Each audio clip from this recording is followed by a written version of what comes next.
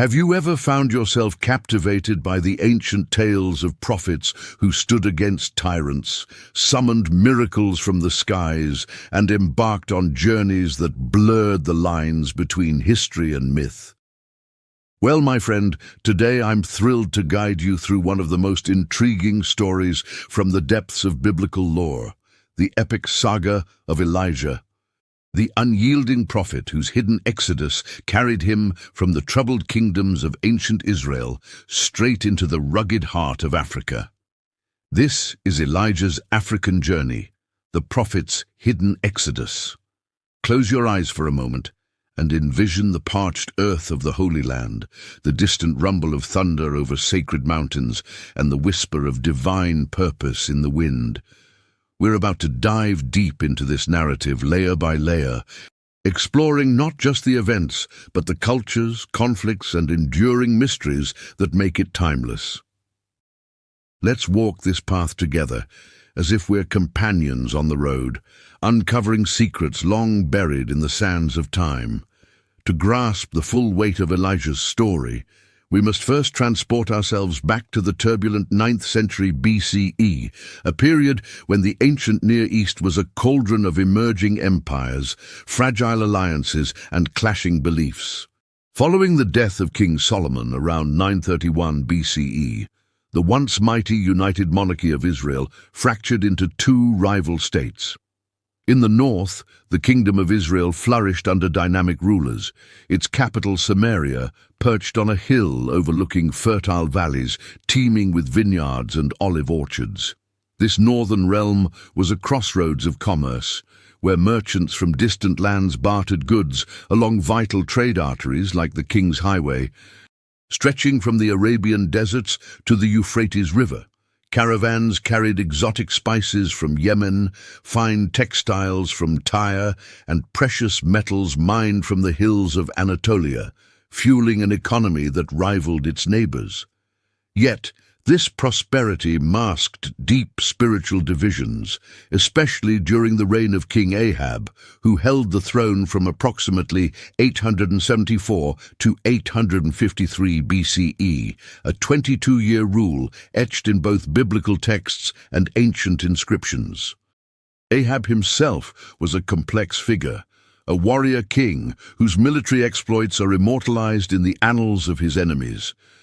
Consider the Kirk monolith, an Assyrian artifact erected by King Shalmaneser III around 853 BCE, which boasts of a grand battle at Karkar on the Orontes River in modern Syria. There, Ahab contributed an impressive force of 2,000 chariots and 10,000 infantry to a coalition of 12 kings, temporarily stalling the Assyrian juggernaut's westward push. This engagement wasn't just a skirmish. It was a pivotal clash that preserved the balance of power in the Levant for years, highlighting Israel's technological edge in chariot warfare, with iron-rimmed wheels and swift horses bred in the Jezreel Valley. Politically savvy, Ahab forged ties with Phoenicia through his marriage to Jezebel, daughter of Ethbaal, the king of Sidon. But this union, while bringing Phoenician craftsmanship, think intricate ivory carvings and advanced shipbuilding techniques, also imported a venomous religious influence that threatened the very soul of Israel. Jezebel, a name that has become synonymous with cunning and idolatry across centuries, aggressively promoted the cult of Baal, the Canaanite deity of storms and fertility, alongside Asherah, the mother goddess, often represented by wooden poles or sacred trees. Imagine the royal court in Samaria, transformed into a bastion of foreign worship. Grand temples adorned with bull motifs, symbolizing Baal's strength. Priests conducting rituals under the stars, invoking rain for the parched fields. Archaeological discoveries, such as the Ugaritic tablets from the ancient city of Ugarit in northern Syria, dating back to the 14th to 12th centuries BCE, paint a vivid picture of Baal's mythology. He was the heroic god who slew the sea dragon Yam to bring order from chaos, ensuring bountiful harvests in an agrarian society where a single failed rainy season could lead to starvation. Under Jezebel's patronage, these practices infiltrated Israelite life, blending with local traditions in a syncretism that horrified the faithful. Evidence from sites like Kuntilet Ajrud in the Sinai Desert, with 8th century BCE inscriptions mentioning Yahweh and his Asherah, shows how deeply this fusion took root, eroding the monotheistic covenant established at Sinai generations earlier. Economically, Ahab's era was a boom time. Iron Age innovations revolutionized daily life. Plows tipped with iron blades turned stubborn soil into productive farmland, while terraced hillsides captured precious rainwater. Trade with Egypt brought papyrus for record-keeping, and alliances with Moab and Edom secured access to copper mines in the Arabah Valley, where smelting techniques produced tools and weapons that strengthened Israel's armies. But this material wealth came with a dark underbelly. Social injustices flourished, with the poor exploited by the elite, as lamented by later prophets like Amos. Politically, the kingdom walked a tightrope, balancing threats from Aram Damascus to the northeast and the ever-looming shadow of Assyria, whose kings, like Ashurnasirpal II, were notorious for their brutal campaigns, skinning enemies alive and impaling rebels as warnings. It was against this backdrop of opulence and apostasy that Elijah erupted onto the scene, an enigmatic figure from the wilds of Gilead, a Transjordanian region of rocky hills and nomadic tribes. The Hebrew Bible introduces him without preamble in 1 Kings 17:1, where he boldly confronts Ahab. "As the Lord, the God of Israel, lives, before whom I stand, there shall be neither dew nor rain these years, except by my word." His very name, Elijah or Eliyahu, translates to "My God is Yahweh," a defiant proclamation in an age when Baal's altars dotted the landscape. While direct archaeological proof of Elijah eludes us, the historical framework is robust. The Tel Dan stele, unearthed in 1993 and dating to the late 9th century BCE, mentions the House of David and victories over Israelite kings, corroborating the divided kingdom's conflicts.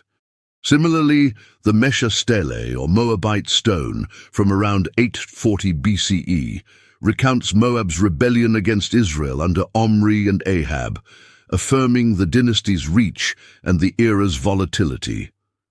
Elijah may represent a historical kernel, a charismatic leader in the prophetic tradition, akin to Samuel, who anointed kings, or Ahijah, who foretold the kingdom's split.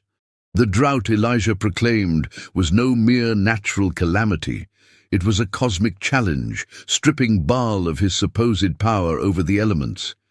For 3.5 years, the heavens withheld their moisture, turning rivers like the mighty Jordan into feeble streams and fertile plains into dust bowls. Famine ravaged the land, with families resorting to desperate measures, grinding acorns for bread, or fleeing to Egypt as refugees. Much like the biblical Joseph story's echoes of earlier hardships, this environmental catastrophe mirrored real historical droughts recorded in Egyptian texts, such as those during the reign of Pharaoh Djoser in the 27th century BCE, where Nile failures led to societal collapse. In Israel, it exposed the fragility of an economy dependent on seasonal rains, prompting perhaps early adaptations like underground cisterns, examples of which have been excavated at sites like Megiddo. God preserved Elijah in miraculous ways, first hiding him at the Cherith Brook, a secluded wadi east of the Jordan, where ravens, creatures deemed unclean in Levitical law, delivered bread and meat morning and evening. This provision carried profound symbolism, illustrating divine care that transcended ritual purity, a theme that would resonate in later Jewish and Christian teachings. When the brook dried up, Elijah ventured into enemy territory, Zarephath, a coastal town in Phoenicia, the heartland of Jezebel's Baal worship. There, he encountered a destitute widow gathering sticks for a final meal with her son. In an act of faith, she shared her last handful of flour and oil, only for Elijah to multiply it endlessly through God's power, sustaining them through the famine. But the miracle deepened when the boy fell ill and died. Elijah stretched over him, praying fervently, and life returned, foreshadowing resurrections in the New Testament, like Jesus reviving Lazarus. This episode, rich in cross-cultural compassion, highlights how Elijah's ministry bridged divides, challenging Phoenician idolatry on its own ground. The drought's crescendo unfolded on the slopes of Mount Carmel, a verdant ridge rising 1,724 feet above the Mediterranean, its name evoking God's garden and its history steeped in sanctity. Excavations at Tel el-Kassis reveal ancient shrines from the early Bronze Age, underscoring its role as a worship site for millennia. Elijah orchestrated a dramatic contest, assembling the people, 450 prophets of Baal and 400 of Asherah at the summit. Each side prepared a bull on an altar, beseeching their deity to send fire. The Baal prophets, clad in ritual garb, leaped around their altar from dawn to dusk, chanting invocations and slashing their bodies with knives, a practice documented in Canaanite rituals to arouse divine pity as seen in the Epic of Baal from Ugarit. Their cries grew frantic. "O Baal, answer us!" But the skies remained silent, the altar cold. Elijah, with biting sarcasm, mocked them. "Cry louder. Perhaps he is meditating or relieving himself, or on a journey or asleep and must be awakened." Then he reconstructed Yahweh's altar using 12 stones, one for each tribe of Israel, symbolizing national unity. He dug a trench, slaughtered his bull, and doused everything with 4 jars of water, 3 times over, until the trench overflowed, emphasizing the impossibility of natural ignition in that sodden state. As evening fell, Elijah prayed simply, "O Lord, God of Abraham, Isaac, and Israel, let it be known today that you are God in Israel." Fire plummeted from heaven, devouring the sacrifice, wood, stones, and even the water, leaving the crowd in awe. They fell prostrate, declaring, "The Lord, He is God." In the ensuing zeal, Elijah commanded the seizure and slaughter of Baal's prophets at the Kishon Brook below, a valley that archaeological surveys confirm was a strategic waterway, often flash-flooded after rains. Yet triumph turned to terror. Jezebel, upon hearing of the massacre, dispatched a messenger with a chilling oath. "May the gods do to me and more also, if I do not make your life as the life of one of them by tomorrow about this time." Elijah, the indomitable firecaller, was gripped by fear, a profoundly human response that strips away the mythic veneer, revealing a man susceptible to despair. He fled southward, covering more than 90 miles in a single day to Beersheba, an ancient frontier town in Judah's southern reaches, famed for its 7 wells, where Abraham and Isaac had sworn oaths with local kings. Beersheba, excavated to reveal Iron Age fortifications and storehouses, served as a gateway to the wilderness. Leaving his young servant behind, Elijah plunged alone into the Negev desert, a desolate expanse of sun-scorched dunes, jagged canyons, and thorny acacias where daytime heat could blister skin and nighttime chills pierce to the bone. Collapsing under a solitary broom bush, a hardy shrub with yellow blooms that provided meager shade, he voiced his anguish. "It is enough. Now, O Lord, take away my life, for I am no better than my fathers." This moment of vulnerability resonates across eras. It's akin to the exhaustion of modern leaders after crises, or the biblical parallels with Moses begging for death after the people's rebellions in Numbers 11, or Jonah sulking under his plant after Nineveh's repentance. Elijah's plea underscores the psychological strain of prophetic calling, constant opposition, isolation, and the weight of divine expectations. But God responded not with rebuke, but with mercy. An angel appeared, touching him gently and providing a cake baked on hot stones and a jar of water. "Arise and eat," the angel urged, "for the journey is too great for you." Elijah ate, drank, and found strength for what lay ahead, a 40-day odyssey to Mount Horeb, the hallowed ground also known as Sinai. The symbolism of 40 days is woven throughout Scripture. It recalls the 40 days of deluge in Noah's flood, Moses' 40 days atop Sinai receiving the Torah, and later, Jesus' 40 days of fasting in the wilderness. Practically, the distance from Beersheba to the traditional Mount Sinai in the southern Sinai Peninsula, part of the African continent, linked by the Isthmus of Suez, is roughly 240 miles, a trek that under normal conditions might take 2 weeks. But Elijah's prolonged journey through the arid Badlands, navigating wadis prone to sudden floods and avoiding bandits, emphasized spiritual purification over haste. The Sinai region was a treasure trove of resources and history. Ancient Egyptians mined turquoise and copper there, as evidenced by inscriptions at Serabit el-Kadim from the 18th century BCE, which include some of the earliest proto-alphabetic scripts, precursors to Hebrew writing. Nomadic tribes, ancestors of the Bedouins, traversed its plateaus, herding sheep and trading resins, their oral traditions perhaps echoing tales of wandering prophets. As Elijah pressed on, he might have skirted the Gulf of Aqaba, passing through areas like the Timna Valley, where Solomon's mines, archaeologically dated to the 10th century BCE, featured advanced smelting pits that produced bronze for tools and idols. The landscape was unforgiving. Mirages danced on the horizon, scorpions scuttled under rocks, and oases like Ain el-Kudirat offered rare respite with date palms and fresh springs. This exodus mirrored Israel's ancient flight from Egypt, with Elijah as a solitary wanderer, sustained by heavenly bread like the manna of old, reinforcing themes of dependence on God amid desolation.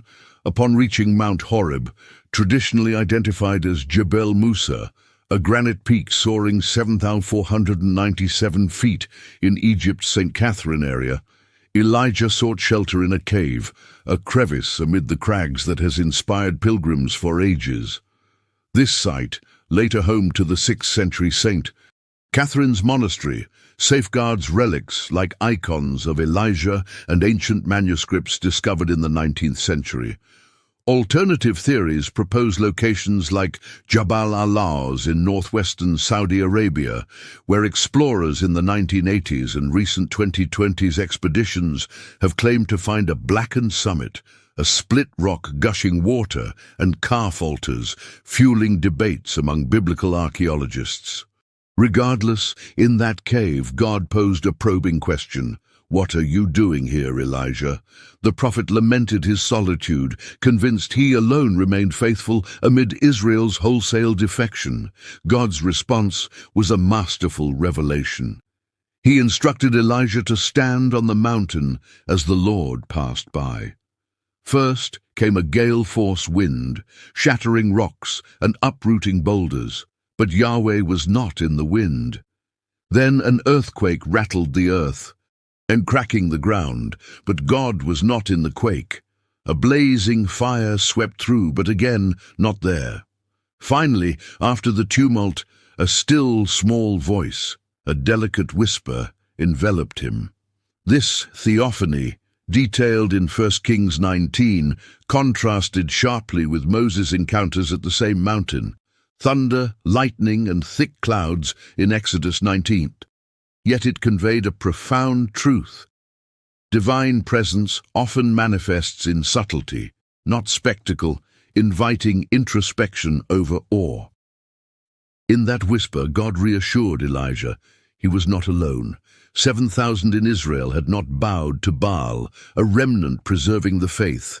Empowered anew, Elijah received divine commissions that would reshape the region's geopolitics. He was to anoint Hazael as king over Aram, Syria, Jehu as king over Israel, and Elisha as his own successor. These figures were no mere footnotes. Hazael, a usurper who seized the Damascene throne around 842 BCE, became a scourge to Israel, as Assyrian records from Shalmaneser III describe his campaigns, extracting tribute and weakening northern borders. Jehu, in a 841 BCE coup d'etat, annihilated Ahab's house in a bloodbath, shooting King Joram with an arrow, trampling Jezebel under chariot wheels after her fall from a lattice window, her remains scavenged by dogs, fulfilling Elijah's earlier prophecy, and massacring Baal's adherents in Samaria's temple, as vividly recounted in 2 Kings 9-10. This purge, while violent, marked a temporary revival of Yahwism, influencing the kingdom's trajectory. Elisha, whom Elijah had earlier called from ploughing fields by casting his mantle over him, became a worthy heir. After witnessing Elijah's dramatic departure, Elisha requested and received a double portion of his spirit, going on to perform twice as many miracles, parting waters, purifying poisoned springs, and even raising a Shunammite son. His ministry bridged the gap to further prophets, sustaining the tradition amid ongoing threats. Elijah's own exit was nothing short of spectacular. Returning northward with Elisha, he struck the Jordan River with his cloak, dividing the waters as Moses had the Red Sea or Joshua the Jordan before him. As they crossed on dry ground, a chariot of fire drawn by fiery horses materialized, and in a whirlwind, Elijah ascended to heaven, his mantle fluttering to Elisha below. No grave marked his passing. Around 852 BCE, he vanished into legend, akin to Enoch, who walked with God and was no more. This rapture has inspired countless interpretations, from Jewish eschatology to Christian typology. Now let's reflect on the broader ripples of Elijah's life. Culturally, his defiance bolstered monotheism, paving the way for reforms like those under King Hezekiah in the late 8th century BCE, who smashed sacred pillars, or Josiah in 622 BCE, whose discovery of the Book of the Law led to temple purifications detailed in 2 Kings 22-23. Politically, Elijah's oracles foreshadowed Israel's downfall, the Assyrian siege of Samaria in 722 BCE by Sargon II, resulting in the exile of the 10 northern tribes, their assimilation creating the lost tribes mystery that persists in folklore from Africa to India. Economically, the drought's lessons likely spurred advancements in water management, such as the Warren's shaft in Jerusalem or aqueducts at Hazor, Iron Age feats that stored rainwater for sieges. Technologically, the 9th century saw the pinnacle of chariot design, with Assyrian bas-reliefs showing hub-spoked wheels for maneuverability and iron weaponry that gave edges in battles like Karkar. Elijah's miracles, while supernatural in narrative, might echo early observations of phenomena, fire from heaven, perhaps inspired by lightning strikes on altars, though the text insists on divine origin.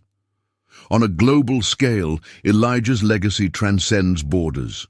In Judaism, he's the precursor to the Messiah, as prophesied in Malachi 4:5-6. Behold, I will send you Elijah the prophet before the coming of the great and awesome day of the Lord. At every Passover Seder, a cup of wine is poured for him. The door opened in anticipation, symbolizing redemption. Rabbinic tales in the Talmud and Midrash depict him as an eternal wanderer, appearing to scholars like Rabbi Joshua ben Levi to resolve disputes or aid the afflicted, blending history with mysticism. Christianity weaves Elijah into its fabric.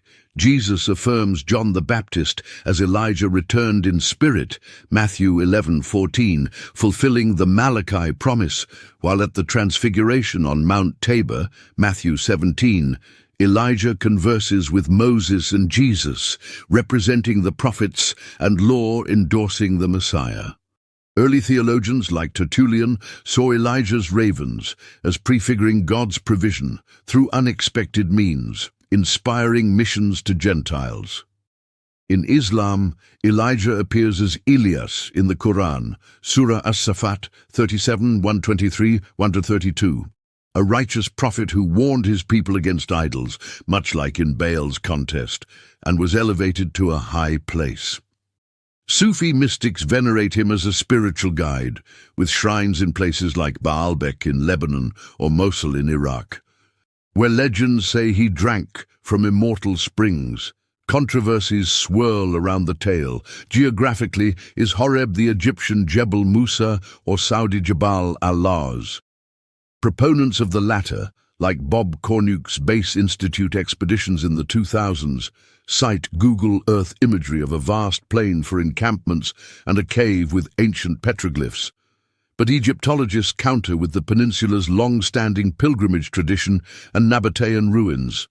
Historiographically, scholars like Thomas Thompson in The Mythic Past argue the biblical accounts are later constructs, with Elijah as a folk hero amplified during the Babylonian exile.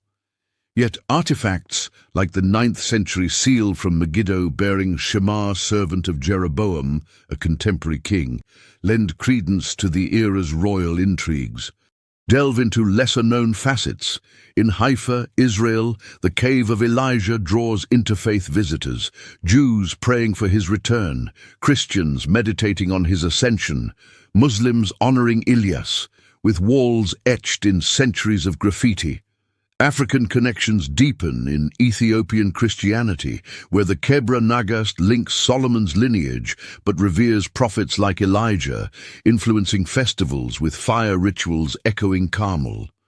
Side tangents include comparisons to Zoroastrian fire worship in Persia, where eternal flames symbolize purity, or Greek myths of Prometheus stealing fire, highlighting universal themes of divine sparks. Modern lenses offer fresh insights. In literature, Herman Melville's Moby Dick features a prophetic Elijah warning sailors, evoking doom. Psychologically, Elijah's depression under the broom tree informs studies on clergy burnout, with experts like Wayne Oates coining workaholism from such archetypes.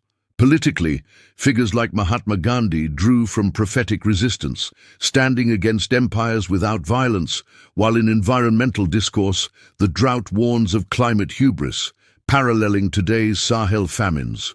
As we near the end of our shared journey, my friend, let's pause and ponder the lessons from Elijah's hidden exodus. From the heights of Carmel to the depths of despair in the desert, and finally, to Africa's sacred mountain where a whisper restored his purpose, his story teaches that true strength emerges from vulnerability. In our own chaotic world of divided loyalties and false idols, be they power, wealth, or technology, Elijah calls us to listen for that still small voice amid the noise. His legacy reminds us that journeys of faith often lead through unexpected wildernesses, forging resilience and renewal. Thank you for accompanying me on this profound adventure. May Elijah's fire ignite your own quest for truth.